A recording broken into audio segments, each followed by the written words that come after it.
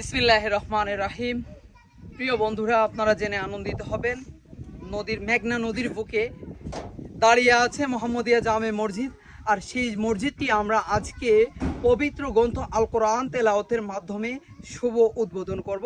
আর পবিত্র গ্রন্থ আল কোরআন তেলাওয়াত করবেন অত্র মসজিদের সম্মানিত ইমাম সাহেব। শুরু করেন। أعوذ بالله من الشيطان الرجيم بسم الله الرحمن الرحيم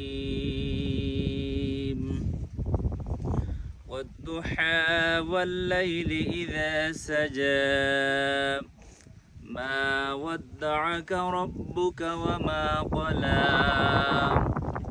وللآخرة خير لك من الأولى ولسوف يعطيك ربك فترضى ألم يجدك يتيما فآوى ووجدك ضالا فهدى ووجدك عائلا فأغنى فأما اليتيم فلا تقهر وأما السائل فلا تنهر وأما بنعمة ربك فحدث صدق الله العلي العظيم মাশাআল্লাহ মাশাআল্লাহ, সুমধুর কণ্ঠে আমরা পবিত্র গ্রন্থ আল কোরআন তেলাওয়াত শুনেছি।